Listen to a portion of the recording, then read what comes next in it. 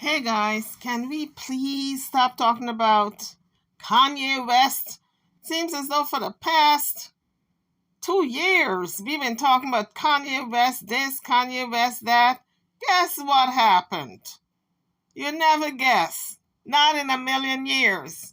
Kanye West apologized for saying that George Floyd did not have a knee on his neck. Now he knows how it feels to have a knee on your neck because all these companies are dropping him left, right, and center. Well, he says it's God's way of showing him what it feels like to have a knee on your neck. Well, guess what? He's just losing money. George Floyd lost his life. There's no comparison. Kanye, how can you compare the two? It's still a slap in the face to the family for you to compare losing billions of dollars to this man losing his life. But let's just cut it short and hear what he has to say.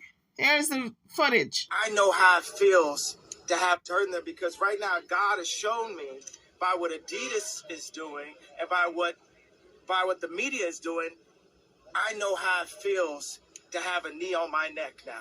Well, first of all, he should go apologize to the family because the family is in the midst of suing his black behind right now for making that statement because he went all out on accusing Floyd of dying of fentanyl overdose and not the knee on his neck. And he pissed the family off that the family is suing him now.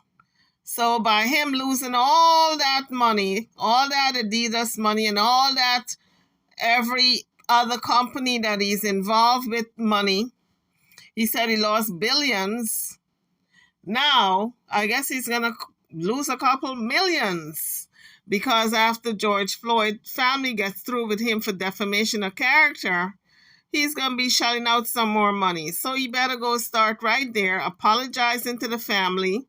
And then maybe, just maybe, they're not going to sue him with an apology. So now he knows what it's like to have a knee on your neck because he's losing millions of dollars. It cannot compare, Mr. West. For you to use that analogy was so wrong on all counts. But I tell you what, Mr. Kanye, by the time they're through with you, you're going to feel as if they got a knee on your neck, a knee on your back, a knee in your groin, a knee up your ass by the time they're through with you. Because over the past couple of years, we have seen where Kanye's mouth have no filter. He has gone after Kim with all kinds of stuff, all kinds of accusations. And when he was done with Kim, he took it to the media and was just after everybody. Kanye talks about him not being fearful of the powers that be in Hollywood. But you know what? He had people fearful of him. Poor Pete Diddy got out and he was saying Kanye was wrong for making the statement about George Floyd not having a knee on his neck and he died from fentanyl overdose. And Kanye came after P. Diddy. And P. Diddy had to retract that statement and said he's with Kanye, quick, because Kanye was coming after him. So P. Diddy was a little fearful of what Kanye had to put out on him. So when he said that these powers that be think that everybody's scared of them, I said, look at that. Isn't that a pip? The kettle calling the pot black. Because he got people fearful of him. He now mad because the powers that be is pulling out left and right and dropping him. So he's saying, oh, they think I'm afraid of them. Well, guess what, Mr. West? By the time they're done with you, you see what they did? They made it possible that you're no longer a billionaire with all the deals that they pulled the rug from under you. You're no longer considered a billionaire in Forbes magazine when it put out all these billionaires in the US and all over the world. You're no longer in that group. Kanye prides himself on being a hip-hop billionaire. But folks, that's only on paper. When it's all said and done, when he lost all these different deals, he lost money. He lost advertising dollars. He lost money that he could have been making on different projects. And so those projects and those deals would have made him a billionaire. But it's not happening anymore because he no longer have those deals, because he could not keep his big fat mouth closed. And that just goes to show in our everyday lives, you got to know when to zip it. You have to know when to shut up, when to zip it. If you cannot, you can lose out on a lot of things. In today's climate, we have to be very careful of offending people because everybody is testy. Everybody is salty. They're very, very no nonsense. If you got one little thing to say that is negative, they don't even want to hear it anymore. Before it was tolerable, but now, because of today's society, nobody wants to be ridiculed in any type of way. Before they used to call it constructive criticism. Now nobody wants to hear that ish. So Kanye should have known better. And he figured, I guess, he's a billionaire on paper and nobody can tell him anything because he got all these deals now. But now he sees that he was not in control. These are the people behind the scenes with all the companies. They're the ones who are in control. Kanye figured, okay, he is the mastermind behind all the projects, making everything come to life. It's his vision with all the different designs. But guess what? These companies, the way they operate, they will cut their left hand to spite the right one. Okay? They will cut Kanye West, although they know that they're making money with him. They don't give a damn. They just want to prove a point to him that they can make him or break him. That's the message they're sending to him. We can make you or break you. We can make you into a billionaire or we can stop that train. And that's what they did. They stopped it. So he's no longer considered to be a billionaire. And it's killing him because, what's his name? Jay-Z is a billionaire. Who else is a billionaire? A couple of them in the hip-hop world. I think P. Diddy, if I'm not mistaken. And he wanted to be right there with them. But he's no longer in that special group, that elite B group.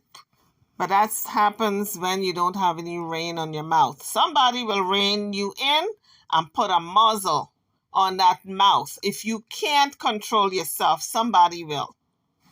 So Kanye said, thank you, God, for humbling me. Honey, it wasn't God who humbled him. It was them white folks who humbled his little behind. He thought he was calling the shots down there. Now he found out he was only somebody who was being employed.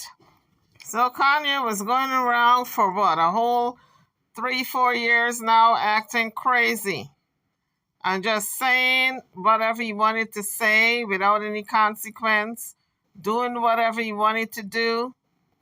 And I tell you, this act of all these companies dropping him is sobering him up quick.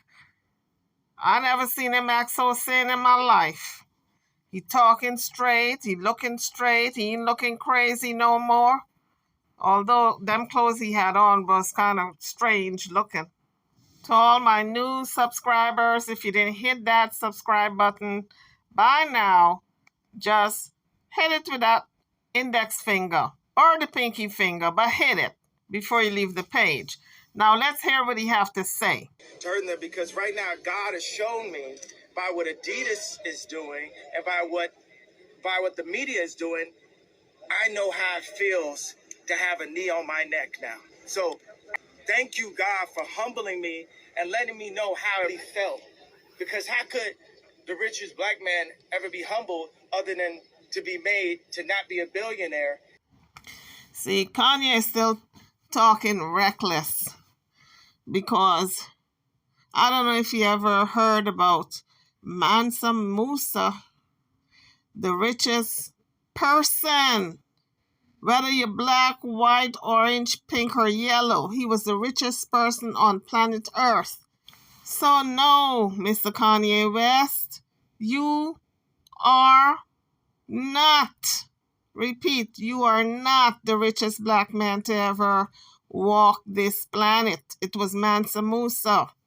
In front of everyone off of one comment that actually, if you look at the definition of DEF CON, it means to get extra defense, which obviously I must have needed. Yeah. That, and I question the definition. Now here's Kanye making his little statement about Floyd not really being suffocated with a knee on his neck. How quickly he forgot what he actually said. Here's the footage. They hit him with the fentanyl. If you look, the guy's knee wasn't even on his neck like that. When he said mama is his girlfriend. They said he screamed for his mama. Mama was his girlfriend. It's in the documentary. I don't know what point he was trying to make with this mama that he's talking about, because whether mama was the girlfriend or his real mama, the point was the knee was on his neck. That's how he died, from lack of oxygen going to his brain, asphyxiation.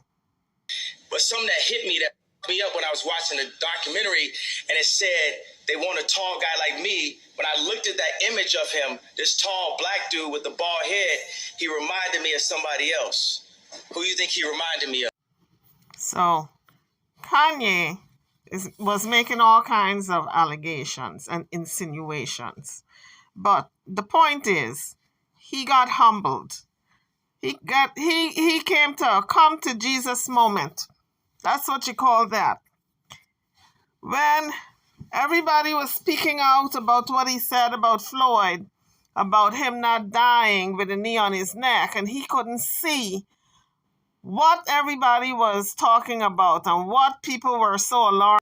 But I guess he was right. God did intervene and showed him the way by making those white folks that own all those companies that he was a part of, by making them dropping him, pulling the rug from under him, making him not a billionaire no more. And so now he's humbled. A little too late. But just like how you say that Black lives is not who they say they are and they don't matter, etc. Guess what, Kanye West? You don't matter, okay?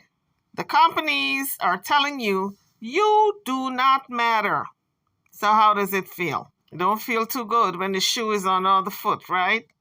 YouTubers, I'm over and out. Drop your comments, hit the subscribe button, turn on your bell notification. So Kanye, I don't know how you're going to rally back from all this. And don't forget to share the video. I'll see you on the next one. Thank you for watching.